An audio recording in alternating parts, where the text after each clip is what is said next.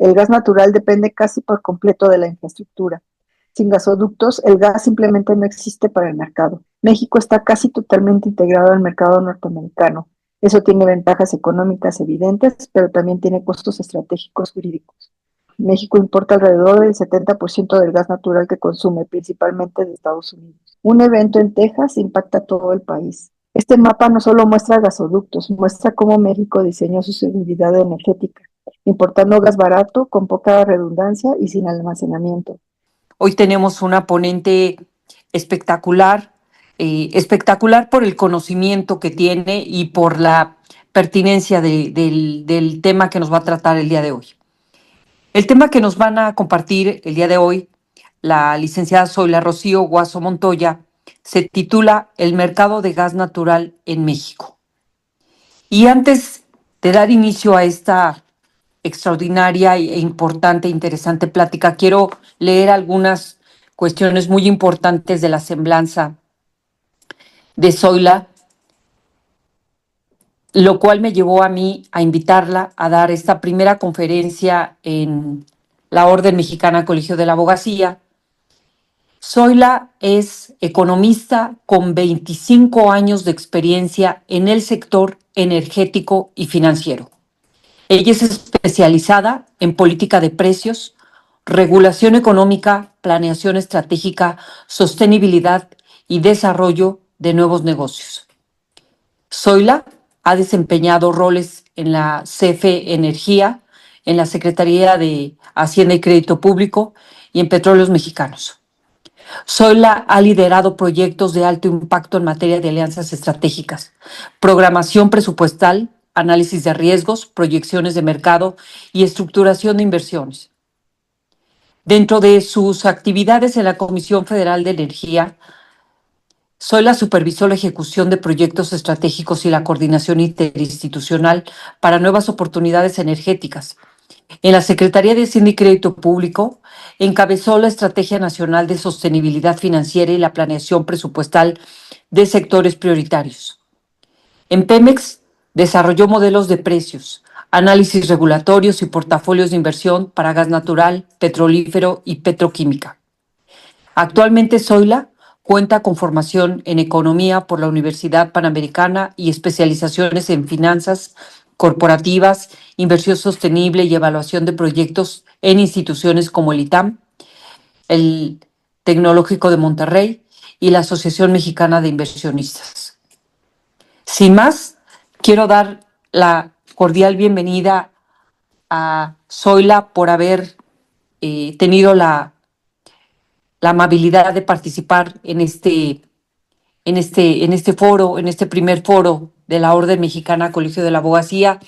Y quisiera darte el uso de la palabra, querida Zoila, por favor, eh, para que inicies con tu participación.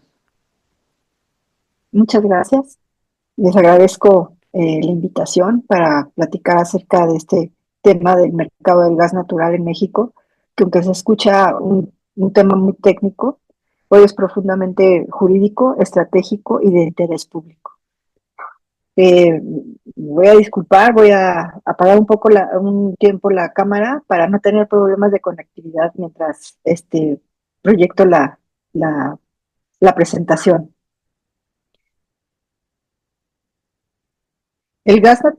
Cuando hablamos del gas natural, solemos pensar en precios, contratos y gasoductos, pero en realidad hoy hablar del gas natural es hablar de continuidad del sistema eléctrico, competitividad industrial y cada vez más de seguridad nacional. Esto no es una presentación sobre energía, es una conversación sobre riesgo, dependencia y decisiones regulatorias, así como sus implicaciones legales. También vamos a recorrer el mapa del gas natural en México para entender qué tan robusto es el sistema, dónde están sus vulnerabilidades y por qué el nuevo entorno regulatorio no es casual, sino consecuencia directa de ese diseño.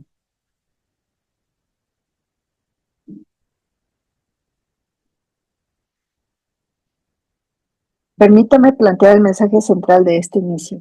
El mercado del gas natural en México avanza cuando la infraestructura, la regulación y la confianza convergen.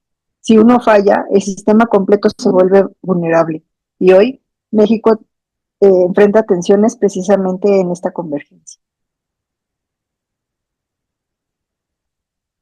Antes de entrar al mercado, partamos de lo esencial. El gas natural es un combustible fósil compuesto principalmente por metano. Desde el punto de vista geológico, se clasifica en gas asociado, vinculado a la producción del petróleo, y el gas no asociado, proveniente de yacimientos predominantemente de gas natural. Esta distinción es relevante porque impacta la producción, la inversión y la planeación de largo plazo. A diferencia de otros energéticos, el gas natural depende casi por completo de la infraestructura. Sin gasoductos, el gas simplemente no existe para el mercado. Esto lo hace eficiente, competitivo, pero también extremadamente sensibles a interrupciones físicas, decisiones regulatorias y eventos geopolíticos. El, eh, el sistema de transporte de gas natural en México está basada principalmente en una red de gasoductos, así como del gas natural licuado, que este combustible se transporta por medio de buquetanques, y es el gas natural que se transforma a estado líquido en plantas de licuefacción al bajar su temperatura a menos 160 grados centígrados. Comparado con otros combustibles fósiles, el gas natural emite menos contaminantes. Por ello, se le ha considerado un combustible de transición. No es una solución final, pero sí el puente operativo entre el modelo fósil y un sistema más limpio. A nivel global, el gas natural no opera como un solo mercado. Existen tres grandes mercados regionales con reglas, precios y flexibilidad distintas. México está casi totalmente integrado al mercado norteamericano. Eso tiene ventajas económicas evidentes, pero también tiene costos estratégicos jurídicos. Dentro del mercado del gas de América del Norte, se caracteriza porque pues, es un mercado totalmente liberado, tiene una infraestructura bastante fuerte y está muy interconectado. Dentro del mercado de Europa se tiene una alta dependencia en las importaciones de Rusia, y también está avanzando hacia una transición de gas natural licuado y con proveedores alternativos como son Estados Unidos, Qatar y Noruega. Tiene un alto desarrollo en la infraestructura de almacenamiento y regasificación. Dentro del mercado de Asia-Pacífico tiene una creciente demanda en China, India y Japón. Está dominado por contratos de gas natural licuado a largo plazo, y es un mercado menos liberalizado que los de Estados Unidos y de Europa. El mercado del gas natural atraviesa cambios profundos. Es un crecimiento acelerado del gas natural licuado, reconfiguración geopolítica tras la reducción del gas ruso, mayor uso de mercado spot, precios más volátiles, expansión del almacenamiento estratégico. México participa en este contexto, pero con rezagos estructuralmente importantes. El mercado mexicano opera bajo un sistema mixto, con sistema de participación pública y privada. Aunque existen reservas, la producción nacional ha disminuido por falta de inversión, declinación de campos y menor rentabilidad del gas no asociado. El resultado es claro: México importa alrededor del 70% del gas natural que consume, principalmente de Estados Unidos. En esta gráfica se puede ver la producción, la importación y el consumo del gas natural, que a partir de 2019 se ve pues, la creciente tendencia del consumo del gas natural, así como las importaciones para cubrir este consumo y la declinación en la producción nacional de gas natural. En cuanto al consumo sectorial del gas natural en México, el sector eléctrico representa entre el 60 y el 65%. El sector petrolero entre el 20 y 23%. Usa gas para procesos de refinación y de reinyección, así como el sector industrial entre el 15 y el 17%, principalmente para manufactura, petroquímica, acero y otros. Y el sector residual, que es el residencial, comercial y transporte, tiene un nivel bajo de consumo por una limitada infraestructura. En este esquema lo que les quiero mostrar es que la participación del gas natural para la generación eléctrica pues se se espera creciente.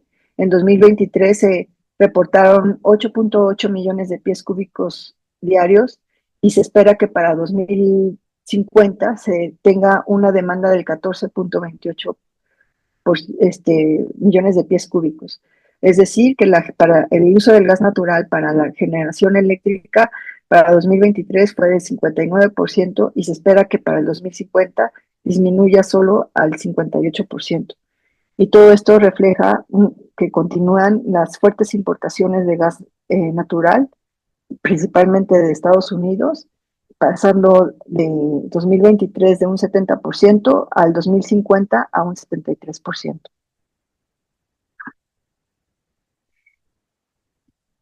Eh, el gas natural es transportado a través de redes de gasoductos operados por empresas privadas y una estatal, que es el Sistema de Transporte de Almacenamiento Nacional Integrado del Gas Natural, el Sistrangas, y que es administrado por el Centro Nacional de Control del Gas Natural, el CENAGAS. Aquí el mapa se vuelve fundamental. No es solo una representación técnica, es una radiografía del riesgo sistémico. La mayoría de los flujos entran desde Texas, lo que significa que la seguridad energética depende de corredores transfronterizos específicos y no de una autosuficiencia. El noreste concentra la mayor densidad de ductos y desde ahí se abastece el centro, el occidente y parte del sureste. Un evento en Texas impacta a todo el país. El Sistrangas, que está aquí eh, este, señalado con esta línea azul, funciona como columna vertebral y punto de control. No solo transporta gas, concentra decisiones operativas y regulatorias. También nos indica los riesgos estructuralmente vulnerables, que son la península de Yucatán, tienen la dependencia del gasoducto de Mayacán y una extensión que está en desarrollo, así como Baja California Sur, sin conexión por ducto y dependiente del gas natural licuado. Aquí se observa una estación en La Paz y esta de Amigo de gas natural licuado. En el noreste se ven, es esta parte, se ven grandes distancias e infraestructuras aún en desarrollo. Estas líneas punteadas son los gasoductos que están en desarrollo. Entonces, pues son grandes extensiones y todavía esta infraestructura no entra en operación. Este mapa no solo muestra gasoductos, muestra cómo México diseñó su seguridad energética, importando gas barato, con poca redundancia y sin almacenamiento. El sistema es eficiente, pero altamente concentrado en el noreste y dependiente de Estados Unidos. Las regiones aisladas recurren al gas natural licuado como seguro y no como una solución estructural. Esto explica la centralización regulatoria actual y por qué el gas natural hoy es un tema de seguridad nacional y no solo de mercado. Los mercados de México y Estados Unidos están profundamente interconectados. El auge del shale gas en Estados Unidos ha permitido abastecer su mercado interno, convertirse en un exportador global y ofrecer precios altamente competitivos. Para México esto ha sido una ventaja económica, pero también una dependencia estructural. La operación del gas natural se basa en contratos de suministro y de transporte. Hay dos elementos esenciales, la molécula y la capacidad de transporte. Los compradores pueden adquirir gas natural mediante contratos de largo plazo, que son acuerdos de 1 o varios años con un precio acordado y suministro garantizado, y mediante el mercado spot, que es un mercado diario y de corto plazo. La compra del gas está en función de la demanda inmediata y de cambios en la programación de consumo por emergencia. En ambos casos, la reserva de capacidad es indispensable. Esto convierte al gas natural en un mercado profundamente contractual, jurídico y no solo técnico. El gas natural licuado ha surgido como alternativa flexible para zonas aisladas, diversificación de suministro, respuesta rápida a la demanda. Las terminales y las unidades flotantes de gas natural licuado permiten un menor CAPEX inicial y una mayor velocidad, pero no sustituyen al sistema por ducto. El gas natural tiene un papel importante en la transición energética, pero las energías renovables representan la opción más sostenible, económica y segura a largo plazo para México, con beneficios ambientales, sociales y económicos, superiores a los del gas natural cuando su penetración y la infraestructura de la red están bien planificadas. A pesar de la expansión de los proyectos solares y eólicos, el gas natural sigue siendo la columna vertebral de la generación eléctrica en México. Las energías renovables han aumentado, pero su participación todavía no supera los combustibles fósiles debido al ritmo de incorporación y a las políticas energéticas recientes. Como se observa en esta gráfica, el gas natural, que es la línea azul, eh, para el uso de este combustible para generación eléctrica crece de forma sostenida y se consolida como fuente dominante en el sistema eléctrico mexicano. Se estabiliza entre un 57 y 59%, reflejando dependencia estructural y su rol como respaldo operativo. Las energías renovables, que es la línea naranja, tienen una tendencia claramente ascendente, especialmente después de 2019. Aún así, no desplaza el gas natural, sino que crecen de forma complementaria. Otros fósiles, que es como es el carbón y el combustóleo, que es esta línea verde, se observa una caída marcada, lo que confirma que el gas natural sustituyó a los fósiles más intensivos en emisiones. Y se puede ver que el gas natural y las energías renovables no compiten directamente, conviven en una transición incompleta y condicionada de decisiones regulatorias. Y aquí pues, se puede ver la participación de las energías renovables, sobre todo en la Unión Europea, representa el 40% del total de la electricidad, en Estados Unidos entre el 24 y el 26%, y en México entre el 22 y el 24%. Aquí se ve un pronóstico del uso por combustible para la generación eléctrica, y pues se ve claramente que pues el gas natural sigue siendo la fuente principal para la electricidad.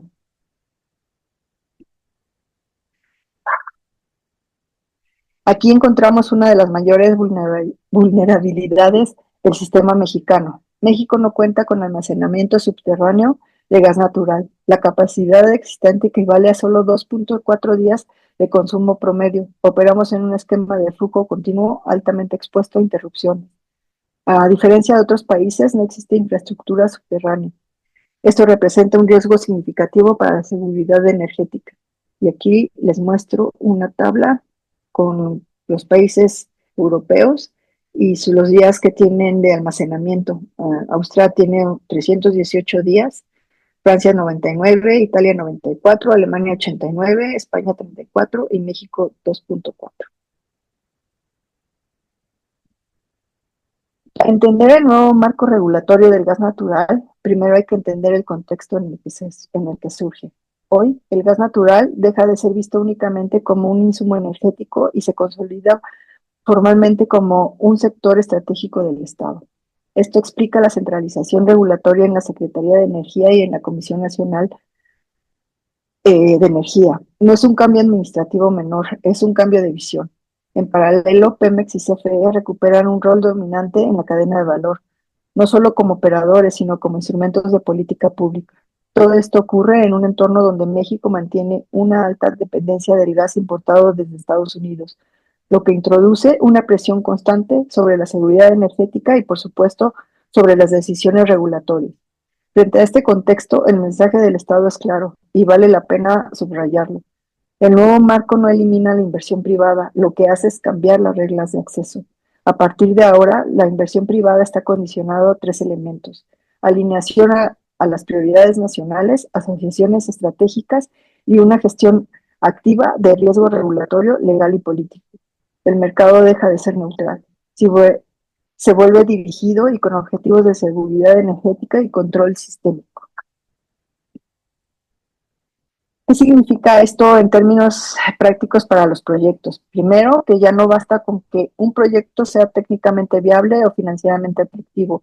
Hoy debe estar alineado explícitamente con prioridades del Estado y con la narrativa de la seguridad energética. Segundo, el foco se desplaza hacia la infraestructura crítica, hacia el transporte, almacenamiento y flexibilidad operativa del Sistema Gas.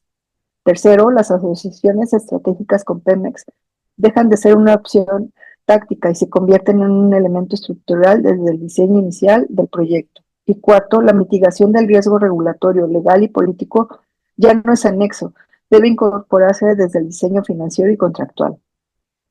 En síntesis, el nuevo marco regulatorio no expulsa la inversión privada, pero sí la condiciona. Observamos una mayor centralización regulatoria, un rol dominante de Pemex y de CFE. El principal desafío hacia adelante no es técnico ni financiero, es la certidumbre de largo plazo y esa certidumbre hoy se juega en el terreno jurídico, regulatorio y político. Para sintetizar, la problemática del mercado se analizan los siguientes puntos.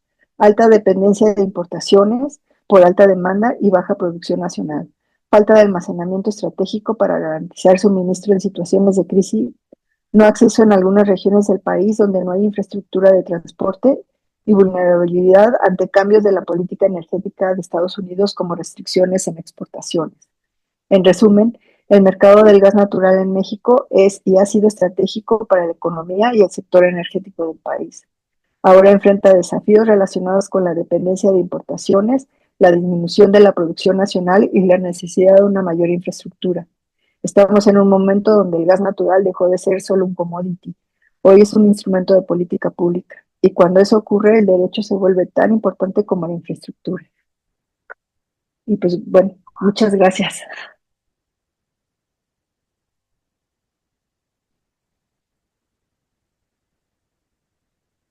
Quedo atenta a sus preguntas. Muchísimas gracias, querida Zoila. Fue una disertación muy importante. Ya lo platicamos aquí previamente a iniciar esta charla. Y bueno, muchas preguntas hay, pero yo quisiera dar oportunidad que mis colegas formulen sus preguntas. Si gustan alzar la mano, quien tenga preguntas, pueden formularla directamente a la ponente.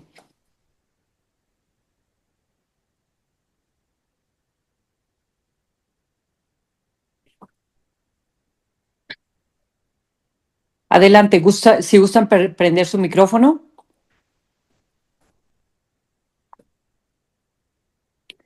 Bueno, si les parece bien, yo voy formulando la primera pregunta para empezar a calentar motores, porque la verdad es que hoy tenemos una ponente de lujo y es muy importante que en la Orden Mexicana Colegio de la Abogacía, pues quienes tenemos poco conocimiento de estos temas energéticos, de estos temas petroleros y de gas natural, pues tengamos esta intención de preguntar. Mire, aquí se animó mi querido José Luis Javier Reyes Cabrera, quien quiere formular la primera pregunta. Con mucho gusto, claro que sí, querido consejero. Hola, hola, Adelante, hola, por ¿cómo favor. están? Buenas tardes a todos. Bueno, es muy interesante el tema y la verdad es que me deja así con cara de what. ¿Por qué? Porque en sexenios pasados Pemex no fue un tema de estrategia comercial ni una política comercial como debía ser o como es ahorita en el anterior sexenio y en este sexenio. Entonces la pregunta para la ponente es, ¿cuál es la razón de ser de que quisieron quebrar a Pemex sabiendo que tenemos toda esa riqueza de recursos naturales como el gas? ¿Y por qué ahora se le da ese auge cuando supuestamente no tenía ese auge, no teníamos esas reservas? ¿Cuál sería tu opinión al respecto? Sí, lo que pasa es que Pemex en años anteriores eh, antepuso la producción de crudo. eh, a nivel presupuestal es el que daba una mejor renta económica al país y la producción de gas natural era como un resultado de esta producción que se fortaleció en el caso del crudo. Eh, Ahora, pues como comentábamos, Pemex es el tema, se ha fortalecido y se ve como un tema de política pública. En el caso del gas natural, porque debido a que la infraestructura está solamente diseñada para abastecer, eh, para proveer a demanda, ¿no? O sea, en el momento. No hay nada que pueda dar un, un, un, este, una, una aseguración como el almacenamiento o que aumente la capacidad de producción de gas natural junto con la del crudo, porque además este tipo de yacimientos de gas asociado pues ha disminuido debido a la baja en la inversión de, este, de, esta, de esta producción. Muchas gracias. Muchas Así. gracias, querida Zoila. Ahora tenemos aquí la participación también del maestro Juan Manuel Alonso, que, que quiere hacer una pregunta. Adelante, por favor, maestro. Sí, gracias. Realmente mi pregunta o mi cuestionamiento sería en el sentido de que, bueno, usted que es la expertis en estos casos y de antemano quisiera felicitarle por la exposición tan interesante del tema que estamos atendiendo el día de hoy. Pero mi pregunta particularmente es si existe alguna hipótesis del por qué teniendo en México personalidades con alto poder o alta capacidad económica, ¿qué es lo que les limita o qué es lo que les impide el poder llevar a cabo una inversión adecuada a los tiempos que vive el país y que al final del día, y según entiendo de la explicación, pues sería, si lo vemos como un negocio, sería bastante redituable el hacerlo, ¿no? Sí, antes solamente la inversión era estatal, se fue abriendo un poco el mercado a inversiones privadas eh, bajo varios esquemas de prestación de servicios, de utilidad compartida, en el caso de la producción de petróleo, que pues, sería también para extraer el gas natural asociado. Aquí es importante comentar que el uso, este tipo de gas asociado en México, Pemex lo usa para sus refinerías, es un combustible que usa para sus refinerías y también es un combustible que usan de reinyección, o sea, en el momento en que están produciendo el crudo, lo quieren expulsar o sacar, necesitan de gas para, para llevar a cabo esta producción de crudo, por lo que, pues, digamos que usualmente era una producción que ya estaba utilizada, sí, sí, en años anteriores, cuando la producción de crudo era entre 3.5 millones de barriles diarios, también la producción de gas natural era mayor, ¿no? A pesar del consumo de Pemex. Sin embargo, con la baja inversión de los campos petrolíferos en Pemex, pues también bajó la producción del gas natural. Hay otras alternativas para producir el gas natural, pero pues bueno, están, digo, es un tema de discusión como el famoso shale gas, que parece que hay yacimientos en Tamaulipas. Eh, sí hay inversionistas. Hoy en día, lo que comentábamos, las inversiones tienen que estar dirigidas al beneficio del Estado, ¿no? Por ejemplo, a lo mejor sí puede, bueno, a lo mejor sí algún inversionista nacional o extranjero que quiera eh, pues tan solo, ¿no? Invertir en las construcciones de gasoductos o de almacenamiento, es posible siempre y cuando estén dirigidas a los intereses estatales, ¿no? Que principalmente es para la generación eléctrica o para, este, para la seguridad energética. Ok, y en ese sentido no valga el comentario, ¿no? No nos estaríamos viendo como país aún similar de lo que pasaba o de lo que ha estado pasando hasta el día de hoy en Venezuela. Es decir, Esas por qué esas limitaciones. medidas que adopta el gobierno cuanto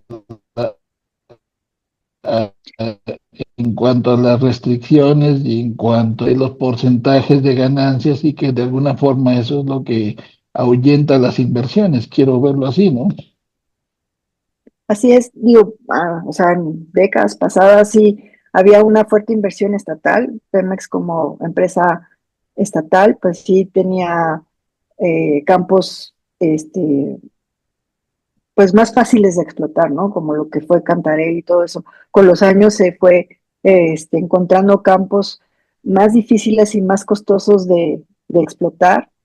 Se buscaron opciones. Una fue cuando la reforma en 2013, pero pues bueno, fue un poco, el tema fue controvertido por el tema de la soberanía nacional.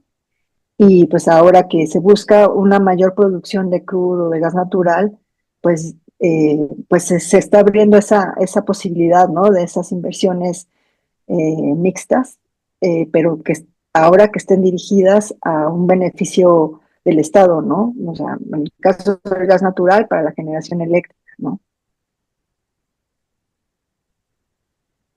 Pues sí, sí, ciertamente existen ahí esos limitantes, ¿no? Pero tal vez sería interesante, y ahorita se me ocurre como este colegio de la abogacía, el poder levantar ahí la voz o emitir algún pronunciamiento o alguna opinión, quizás, presidenta, al respecto, ¿no?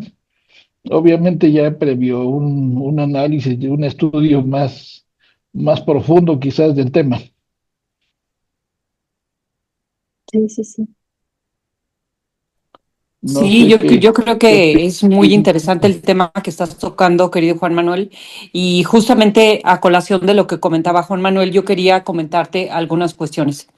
Mira, digamos que podemos tener una visión comparativa con Estados Unidos, incluso con Venezuela, respecto de la capacidad o de las reservas probadas que tiene cada uno de estos países en términos de gas natural.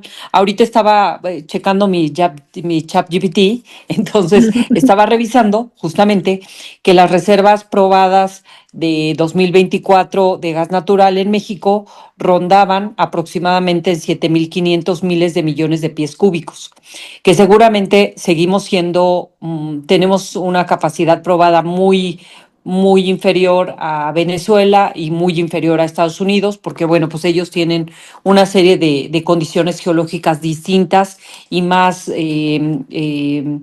benéficas, digamos, en términos de capacidades energéticas. Pero en este sentido, querida Zoila, bueno, creo que me gustaría tu comentario al respecto, pero actualmente por lo que tú nos has platicado, es que no tenemos una nula capacidad de almacenamiento Así es. de gas natural.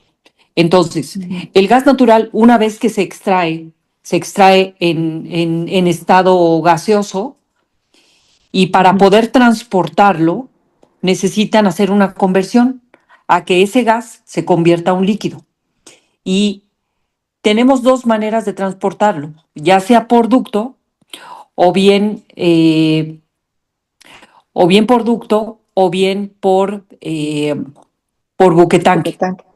Entonces, como gas natural licuado.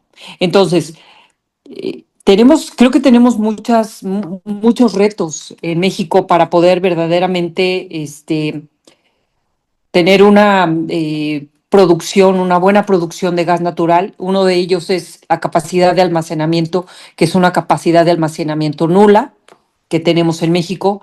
La segunda es, como tú lo has dicho claramente, que es eh, el gas natural no funciona por sí solo, necesita una capacidad de infraestructura. Desafortunadamente, en términos de infraestructura petrolera, esta infraestructura tarda en desarrollarse, en construirse al menos 5 años, de 3 a 5 años. Entonces, una vez que descubres el yacimiento de gas natural o el yacimiento petrolero, se tienen que llevar a cabo una serie de periodos. La primera es el periodo de desarrollo, donde se hace una planeación y una vez que se tiene esa planeación, la empresa estatal que maneja estos energéticos tiene que dar un palomazo a esa planeación y entonces sí autoriza la ejecución de ese plan. Y este periodo, digamos, entre la planeación y la ejecución de la infraestructura que se necesita, eh, tarda pues bastantes años, de 3 a 5 años, y una vez que ya se tiene la infraestructura preparada, entonces sí se empieza a llevar a cabo la producción o a sacar ese material energético. Entonces, sí es un tema muy interesante lo que tiene México. Creo que tiene muchos retos, muchas complejidades. Estamos en una situación coyuntural. Yo, analizando el tema de lo que pasó en Venezuela, mi opinión es que eso va a empujar a Petróleos Mexicanos y a Comisión Federal de Electricidad y a todas las instituciones nacionales para modernizar y agilizar estos contratos tan rígidos que a veces tenemos para incentivar la inversión extranjera. Entonces, yo quisiera conocer tu opinión, querida Zoila, a este respecto. ¿Cuál es tu opinión de la situación actual que tenemos de gas natural en México frente a las condiciones de cambios políticos y de cambios que se han dado con Venezuela? Eh, ¿Cómo afectaría estas decisiones mundiales o estas decisiones que se han tomado? Claro. En el caso del gas natural, o sea, el gas natural se puede almacenar de forma gaseosa y de forma líquida. O sea, en forma líquida, pues la inversión consiste en, en congelar, en comprimir este gas, el líquido y la regasificación, que normalmente, bueno, en el caso de México, como lo comentaba, solamente es como un respaldo. Y en el caso del almacenamiento del gas natural en estado gaseoso, se puede aprovechar esta infraestructura de gasoductos que tenemos, y lo que parece que es necesario invertir es en adaptar yacimientos vacíos para almacenar este combustible gaseoso y tener esta reserva y no estar en una condición vulnerable de acontecimientos climáticos, políticos, para el abastecimiento del gas natural, y que son necesarios para la generación eléctrica, para la industria y pues, hasta para la cuestión doméstica y de transporte.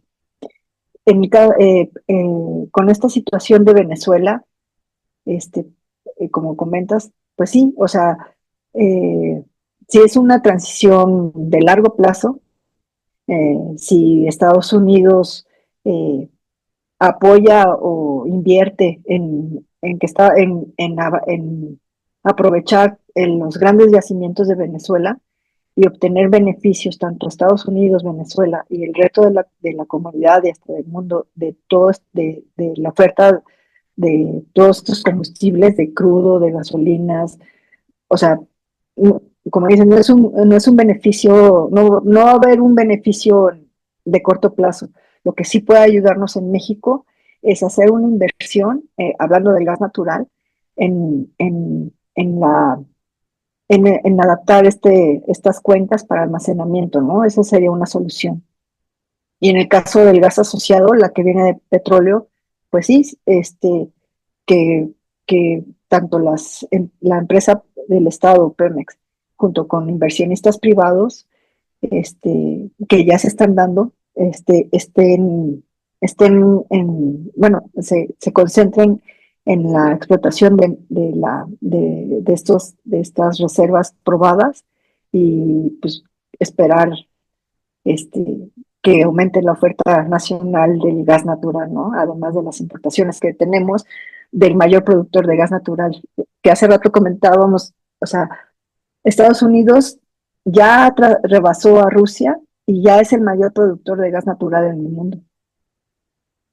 De hecho, hay una región en Texas, con un índice que se llama Waha, que comprar el gas natural en Waha el año pasado y en 2024 eran precios negativos, porque era tal la producción y la necesidad de esas cuencas de sacar el gas, que pues casi nos pagaban para sacarlo, ¿no?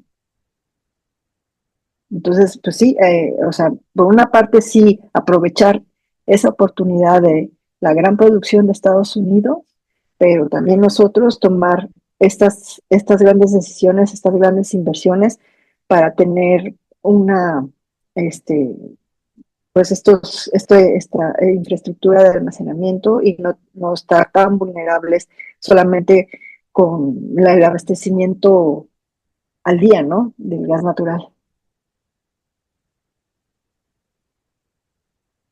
Ay, creo que tienes apagado el micrófono, Cristina. Perdóname. Sí, yo un poco le platicaría también acá a a los colegas que nos están acompañando, si tú fueras tan amable de compartirles la la condición de la propiedad de la tierra y de lo que existe en el subsuelo en México y en Estados Unidos es distinto. Tiene condiciones totalmente Sí, claro. distintas. En México, lo que existe, lo que persiste en el subsuelo es propiedad de la nación. En Estados Unidos no. La persona, la propietaria de la tierra, es dueña de su tierra y de lo que existe en el subsuelo, de tal suerte que pues es un gran negocio para aquellas personas que tuvieron la fortuna de comprar terrenos y que en esos terrenos hubo un descubrimiento de algún yacimiento petrolero o bien de algún yacimiento de gas natural en ese sentido. Entonces, esa es una cuestión muy importante que quisiera que tú lo comentaras un poco con más detalle, querida Zoila. Sí, o sea, va como muy ligado a la pregunta del maestro Juan Manuel, de por qué no hubo tanta inversión privada en su momento en México, porque, pues digamos, pues sí, efectivamente, y con lo que comentas, eh, el subsuelo es de la nación. Eh, lo, lo que se buscaría en Pemex es que esta inversión privada fuera por medio de tecnología, inversión, investigación, eh, para explotar este crudo. En el caso de gas natural, pues, perdón, de Estados Unidos, pues es un mercado totalmente abierto, ¿no? En donde no, las limitaciones, la regulación es más fácil y pues tal cual, ¿no? Es un mercado abierto.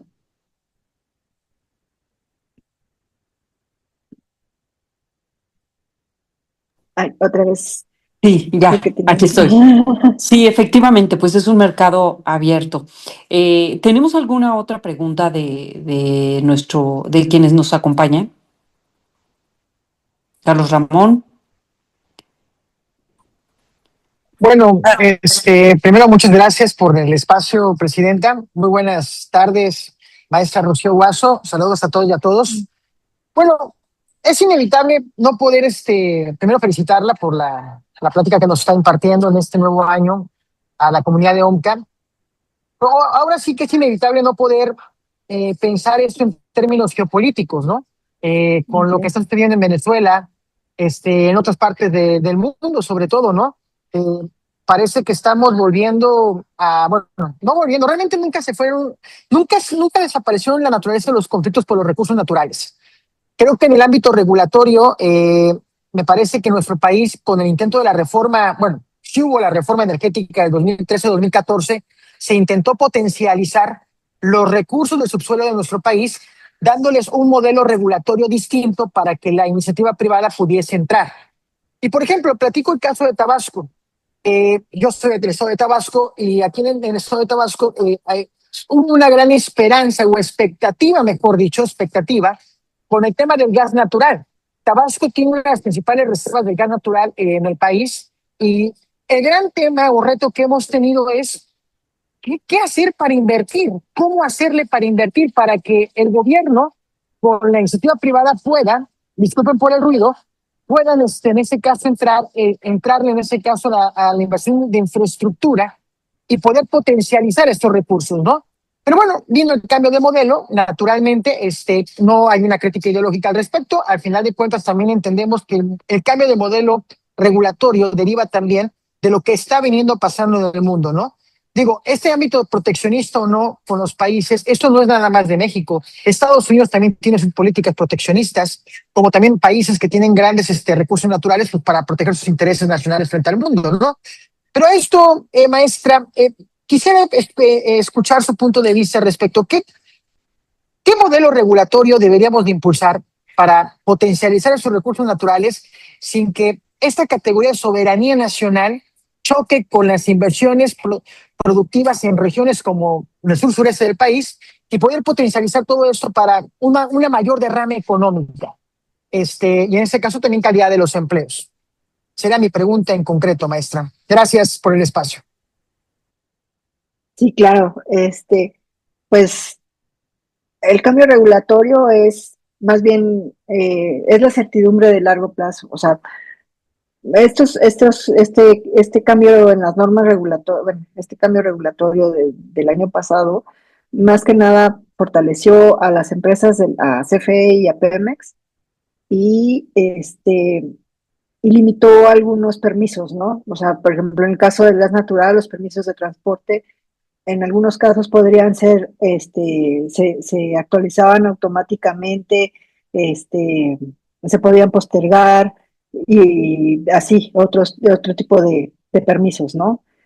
Este, lo que refleja esto es que, pues quizás sea un poco más lento, los inversionistas no se animen tanto a entrar a estos, hasta un problema administrativo, ¿no?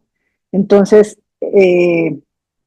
pues lo que daría certidumbre en el largo plazo es que estos permisos se lleven bien, que realmente se cumplan y que pues que muestren cierta flexibilidad, al menos sí, cuando los lleven a cabo, ¿no? En su programación, en su día a día. Por ejemplo, que pues quizá manden mensajes, ¿no? Porque, por ejemplo, en el caso de la regulación para Pemex y CFE, pues, se disminuyó mucho, ¿no? En el caso de no tanto del mercado de acceso abierto, sino en el caso ay, se me fue, eh, o sea, de que no abarque el mayor número de participación en el mercado. Se me fue el nombre. Entonces, tanto Pemex como CFE, ellos en este cambio regulatorio quedan exentos de esta regulación, ¿no? Y no así los particulares. Entonces, quizá, pues que realmente la intención del Estado de que a ellos no se les aplique este tipo de regulación, realmente haga que los proyectos prioritarios realmente crezcan, pues quizá les pueda dar certidumbre a los particulares. Y, este, y pues sí, en caso de Tabasco, pues no sé, también hace mucha falta la inversión en los centros procesadores, ¿no? Que cada vez se deterioran más y pues el petróleo que les mandan, pues es cada vez más contaminado, ¿no? Con más agua, con más hidrógeno y pues no es tan competitivo, ¿no? Gracias, muchas gracias, maestra. Muchas gracias, querida Rocío. Ahora tenemos aquí una participación de la consejera Roxana Herrera Telles, que alzó la mano, y no sé si quieras formular tu pregunta, Roxana. Sí, buenas tardes a todos. Muchas gracias Buenas a la tardes. expositora por compartir sus valiosos conocimientos. Pero yo tengo una duda. Si en México tenemos grandes yacimientos de petróleo y es conocido desde hace muchísimos años, no de ahorita, a nivel mundial y en México. Y la propiedad, como dicen, es de la nación por el subsuelo. ¿Por qué estamos en esta situación? Si esto no es de ahorita, ahorita es de toda la vida que sabemos que tenemos yacimientos de petróleo y que cómo puede ser posible que ahorita en la actualidad por las noticias nos demos cuenta que mandan petróleo a Cuba, por ejemplo. Y nosotros estamos sufriendo por el precio de la gasolina y por los costos. O sea, yo la verdad no soy experta en el tema, pero sí me cuestiono mucho eso. Y no creo que nada más yo. Yo no sé si mis colegas se hagan esa pregunta o no, pero la gente no, común, que no estamos enterados muy bien de esos temas, pues sí no lo hacemos. ¿Cómo puede ser posible esto desde Lázaro Cárdenas? O sea, no es de ahorita. ¿Cómo si somos dueños, como dicen, de la tierra, del petróleo, de todo esto? ¿Por qué estamos en esta situación? Mi pregunta. Sí, claro. Pues bueno, básicamente es por el nivel de inversión. Eh, Son inversiones muy caras que llevan tiempo. Este, el, la inversión o este negocio de la exploración es también un poco de estar, de tiempo, de estar investigando cómo está el subsuelo, qué tipo de crudo hay, cómo se puede extraer. Desde ahí, la inversión es altísima. Se puede invertir a nivel estatal en algunos yacimientos. Ahora, con la inversión privada se puede dar más. Y por otro lado, lo que comentaba de que por qué se manda el crudo a Cuba, quizá también tenemos el problema de las refinerías, ¿no? Que tienen pues una muy baja nivel de mantenimiento y pues no procesan realmente pues para lo que están diseñados, ¿no? Entonces, el nivel de crudo que inyectan a las refinerías este, no da la suficiencia de los petrolíferos, ¿no? De las gasolinas, del diésel, y pues en el momento de la refinación, pues resultan o salen combustibles pues muy pesados, ¿no? Como el combustóleo, pues hasta el mismo chapopote, ¿no? Entonces, pues es crudo por un lado, ¿no? Que quizá no se puede meter a las refinerías en algún momento para producir pues los productos valiosos, y otro punto puede ser hasta el transporte, ¿no? Cómo se puede mover este crudo, ¿no? Pero como yo le comentaba, Como, perdón que le interrumpa, sí, como yo me comentaba, esto no es de ahorita, de unos años.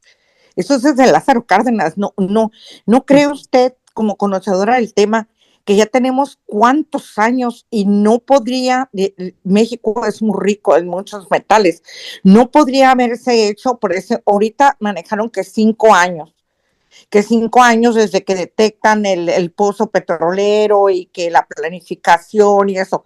O sea, ¿cuántos años llevamos con este tema?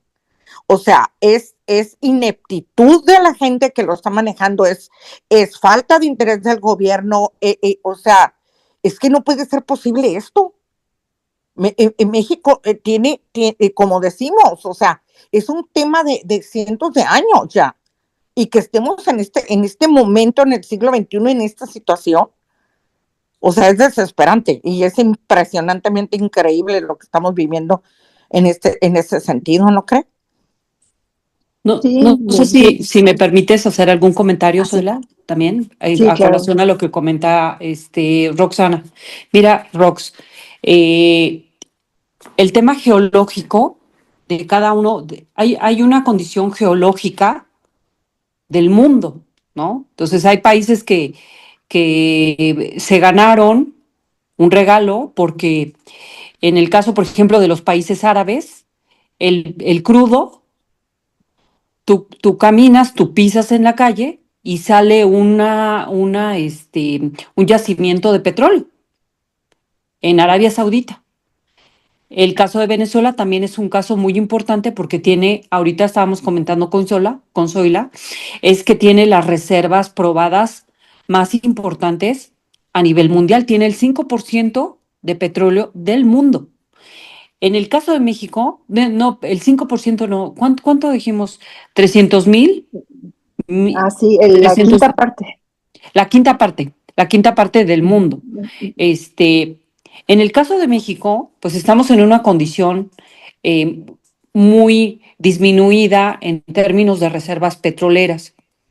Entonces, una vez que tú sacas el petróleo que está en la superficie de la tierra, ahora lo que tienes que es hacer, aunque tienes reservas que son probadas, tienes que llevar a cabo la implementación de procesos técnicos que te permitan sacar las reservas que están más abajo.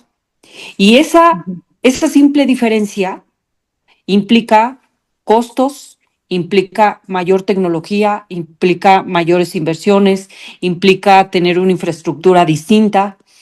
Eh, la etapa o el auge petrolero no inicia con Lázaro Cárdenas. Con Lázaro Cárdenas se da un acto o un hito histórico de la nacionalización del petróleo, con la cual aparece nuestra primera empresa estatal, que es Petróleos Mexicanos. Pero el petróleo, el origen del petróleo en México, tiene muchísimos años antes. Entonces, las reservas petroleras del país que están o que estaban en la parte superficial del macizo rocoso ya se agotaron. Ahora tenemos que ir sacando las que están más profundas, las que tienen una mayor profundidad.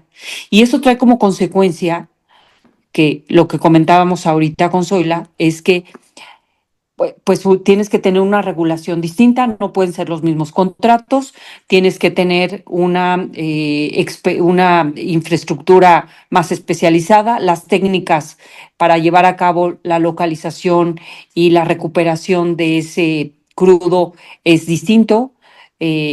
En fin, digamos que a medida que va bajando a medida que va bajando el crudo de la capa geológica, es, es más costoso, es más tecnología y es otro tipo de infraestructura. Entonces, no es tan fácil decir, tenemos muchas reservas probadas, sacarlas.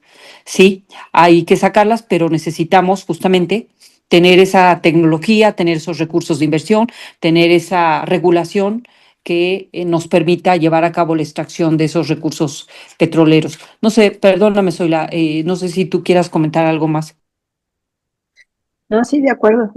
Pues algo, o sea, sí, digamos que en décadas pasadas sí hubo un auge petrolero, donde se llegó a producir pues cerca de 3.5 millones de barriles diarios con el famoso yacimiento de Cantarell.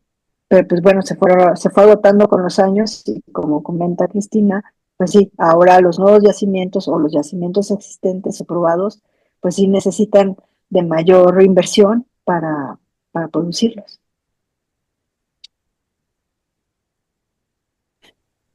Muchas Pues, gracias por su contestación, pero yo digo, si México sabe que eso es fundamental para el crecimiento y la adquisición de bienes monetarios y la producción de petróleo es fundamental en él, ¿por qué no lo han hecho? O sea, ese es mi punto. Oye, la pregunta fue encausada de que no les interesa qué les pasa, qué es lo que usted cree que les sucede al gobierno, porque pues no es como dijo Cristina, que en Texas, que en Estados Unidos el que tiene la tierra y encuentra un yacimiento es de él. Aquí es un bien nacional y si es algo muy importante, ¿por qué no lo hacen? ¿Por qué A lo lo mejor limitan? a lo mejor valdría la pena comentarle a Roxana la producción petrolera en Venezuela y la producción petrolera que tenemos en México, que pese a que tenemos reservas mínimas, tenemos una producción petrolera mayor a un país como con grandes Venezuela. reservas petroleras, ¿no? Ujú. O sea, la producción petrolera existe en México.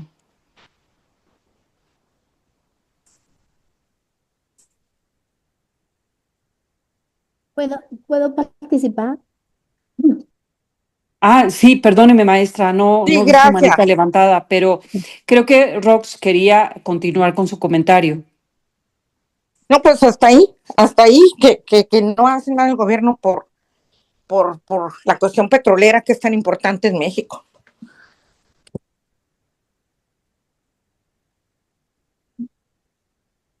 Adelante, por favor, maestra Elvira, que tiene su manita levantada.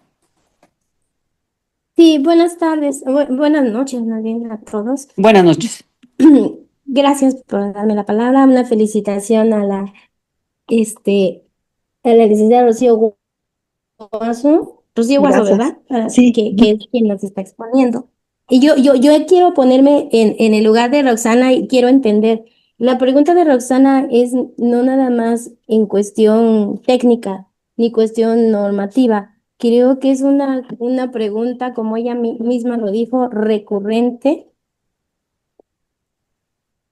Todo el individuo que se dice mexicano, creo que nos surgió la duda a todos. ¿Cómo es que nos dicen que Pemex está casi en quiebra y, y llevamos el petróleo crudo, refinado, como sea, salió la noticia que es regalado a Cuba?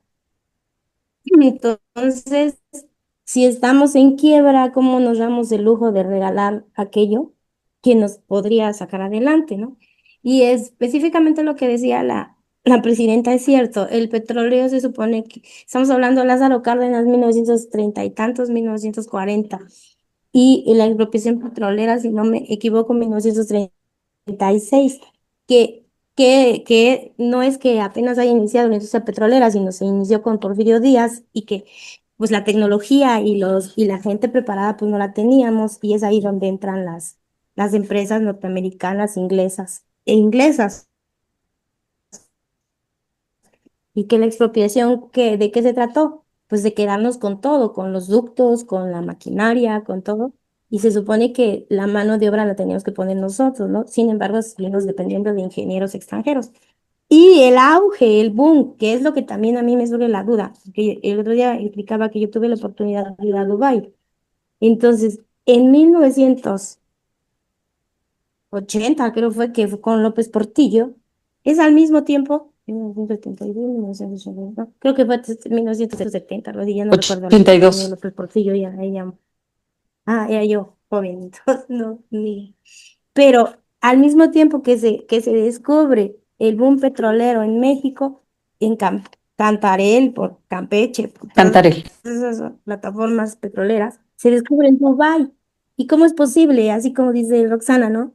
¿Cómo es posible que Dubái sea la capital del turismo a nivel internacional? Porque a eso se dedica Dubái, pero además de gente con dinero y que tiene un amplio poderío por el petróleo y que nosotros sigamos siendo igual, estamos igual, casi, que en el sexenio del desarrollo estabilizador y hasta menos que el del desarrollo estabilizador.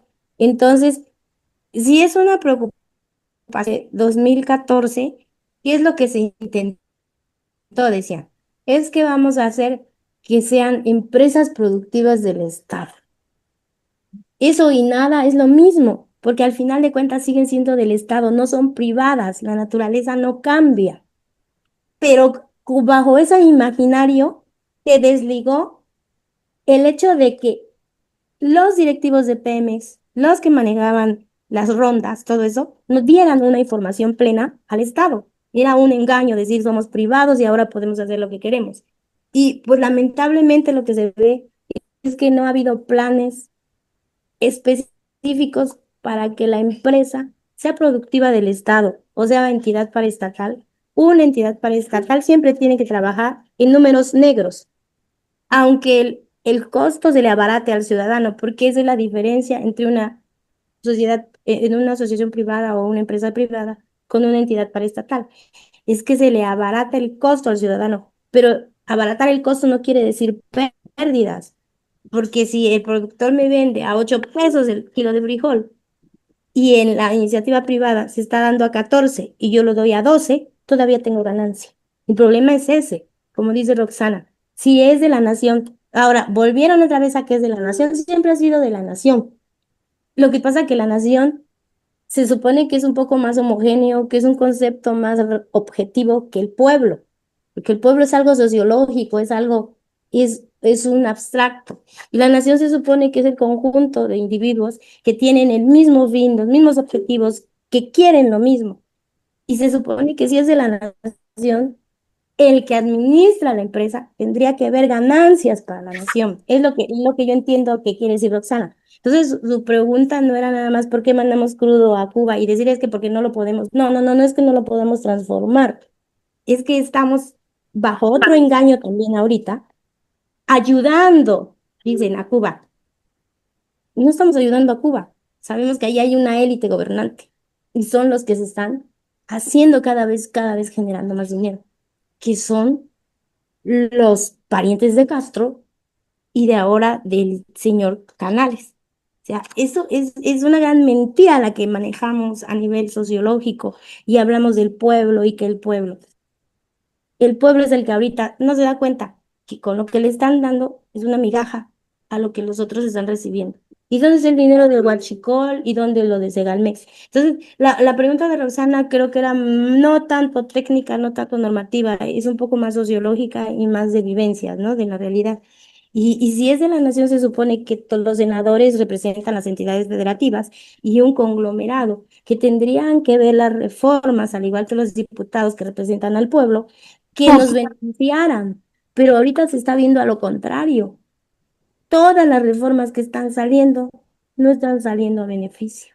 Y si la reforma electoral se aprueba y si el pueblo no hace nada, lamento decirles que vamos a estar igual o peor que Venezuela, porque al menos ahorita estamos viendo lo que está pasando ahí y es muy triste que viendo lo que está pasando no pongamos nuestras barbas a remojar. ¿Por qué? Porque ahorita Estados Unidos lo dijo hoy, vamos a estabilizar a Venezuela. Tiene que haber gente que la gobierne, por ahorita es un estado de tránsito, pero en este estado de tránsito vamos a llevarnos y dijo la cantidad de petróleo en números y todo que van a llevarse de Venezuela. Entonces, hay que ir checando, porque no estamos muy lejos, no es escandalizarnos, sino es ponernos a preguntar y a prepararnos. Y creo, Roxana, no sé si te interpreté bien, pero yo siento que la pregunta tampoco era muy para la maestra Rocío, porque ella es más lo técnico, lo normativo, y lo que sí siento es que sí nos preocupa a México y nos preocupan todas esas preguntas que nos saltan a veces en las elucubraciones nocturnas. Y mil disculpas si dije algo incorrecto y ya estoy a sus órdenes y gracias por la palabra. No, sí, gracias, No, no, gracias, no dijo, doctora Elvira. Exactamente me no interpretó dijo nada muy bien. incorrecto, doctora. No dijo nada Me- incorrecto. y me interpretó Gracias. muy bien Una la buena, pregunta. respetamos su opinión. Gracias, Y la de presidenta. Roxana también, Sí, respetamos su opinión. Aunque sí, no sé si la maestra que es técnica y que nos está hablando de un mercado, del mercado de gas natural, pueda contestar estas preguntas que tienen un matiz político.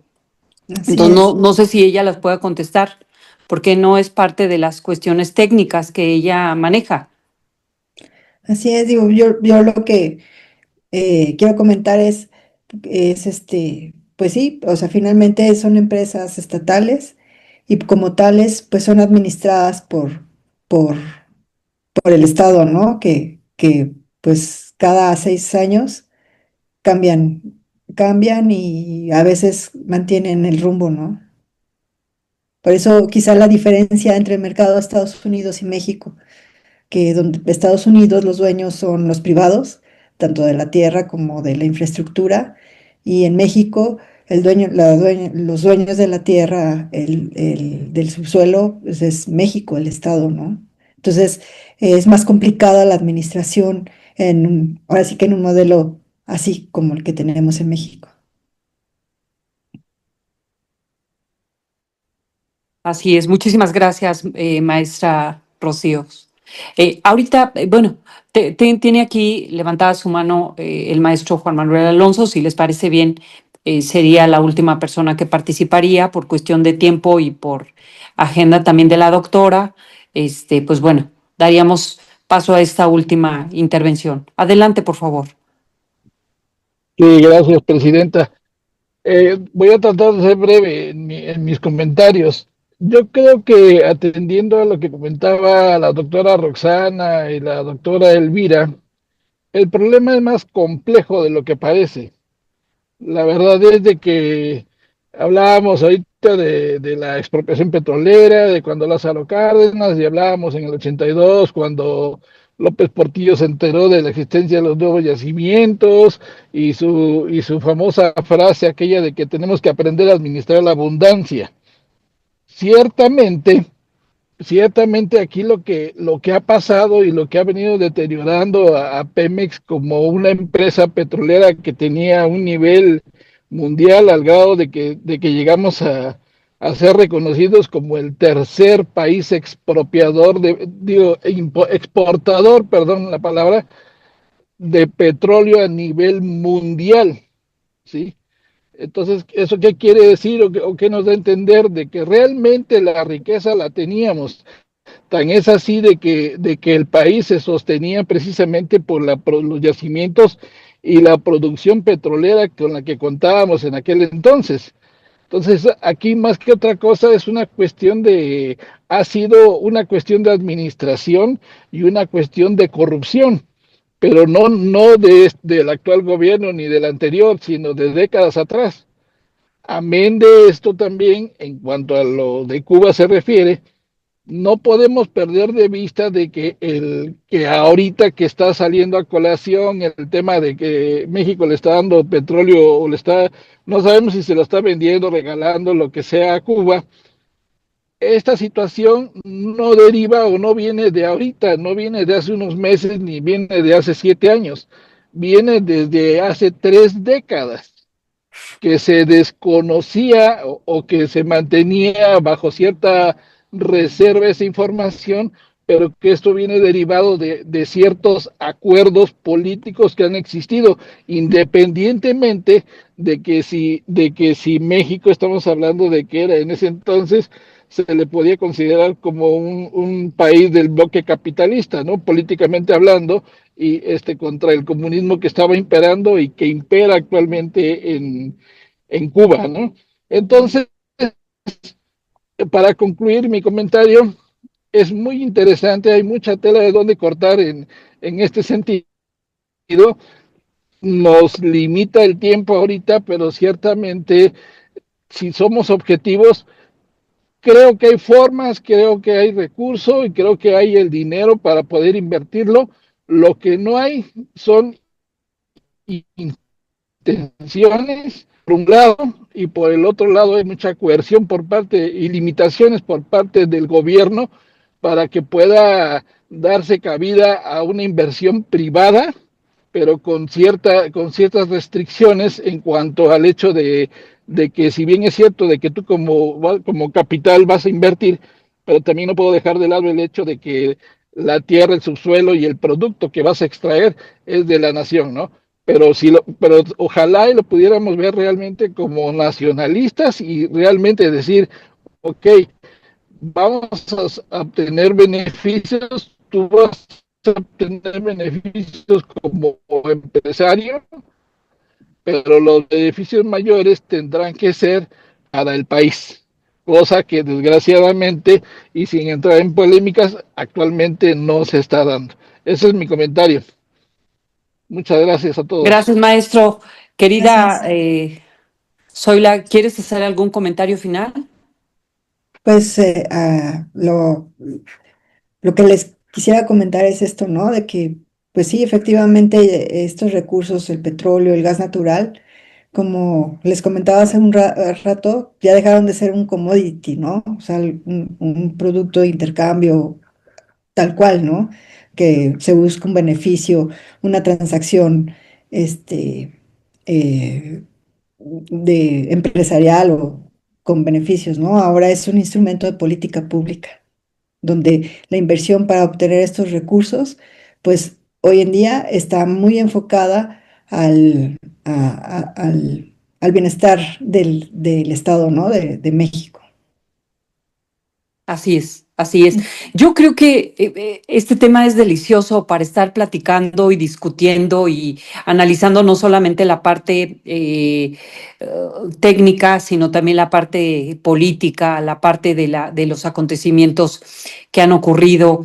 Y creo que a partir de los acontecimientos de Venezuela, pues me parece que es muy interesante hablar de este tema. Por eso, discúlpanos, querida Zoila, que estemos tan efusivos y tan apasionados, Al pero contrario, muchas la verdad es gracias. que todos los colegas en el colegio son sumamente apasionados. Entonces, yo les agradezco muchísimo la participación que han tenido a todas y cada uno de ustedes y les propongo que organicemos un evento específico para hablar cómo vemos a México en función de lo que ocurrió en Venezuela, ¿no? Claro.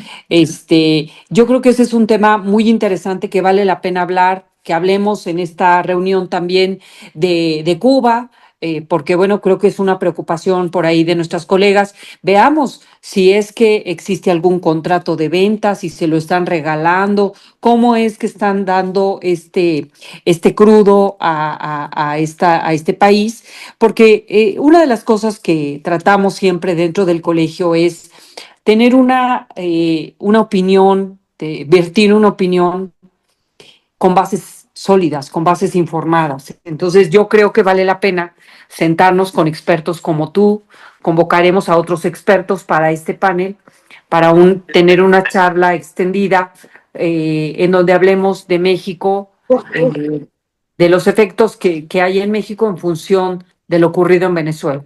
Entonces yo creo que vale la pena, lo vamos a estar organizando y te vamos a seguir buscando, querida Zoila, para Muchas ver gracias. cómo organizamos este panel, Claro. pero sí vale la pena tenerlo. Y bueno, yo quisiera pedirle a mi querida Ana Mozo, si fuera tan amable de compartirnos el reconocimiento que queremos hacerle en esta tarde a mi querida Zoila Rocío Guaso Montoya. No sé si por ahí está Ana Mozo, que nos ayude. Muy bien. Muchas Aquí, gracias. mira, en pantalla lo tenemos. Querida Zoila, fue una plática exquisita, deliciosa, fue muy bueno platicar contigo porque nos platicaste desde el origen del gas natural. Me pareció muy importante esta charla y siempre es muy importante que los abogados hablen con otros expertos que tengan otro tipo de conocimiento y que nos enriquezcamos con este tipo de charlas. Entonces, el día de hoy, la Orden Mexicana Colegio de la Abogacía te otorga el presente reconocimiento a ti, querida Zoila Rocío Guaso Montoya, por tu estupenda y extraordinaria participación en esta conferencia donde nos has hablado del mercado de gas natural en México. Este reconocimiento lo otorgamos con fecha 7 de enero del 2026 y firma tu servidora como presidenta del Consejo Directivo Nacional del Colegio. Te agradecemos enormemente tu participación, querida Zoila. Muchas gracias. Y bueno, Muchísimas gracias. quisiera pedirles a todas quienes todavía permanecen en el chat que prendan su cámara para efecto de tomar nuestra primera fotografía tradicional y poder publicar nuestra sesión en redes sociales. Entonces, quienes puedan y quieran, me encantaría que prendieran su cámara. Muchísimas gracias. Ha sido una tarde extraordinaria, un muy buen inicio de año. Qué bueno verlos a todos. Muchísimas gracias, Cristina. Muchísimas gracias a todos. Fue un gusto estar con ustedes en esta plática y pues espero que continuemos con las pláticas de Venezuela y México. ¿Cómo no? Claro que sí, claro que sí. ¿Eh? Muy bien. Pues Muy, muy amable. muchas Gracias. gracias. Buenas noches. Gracias. Buenas noches.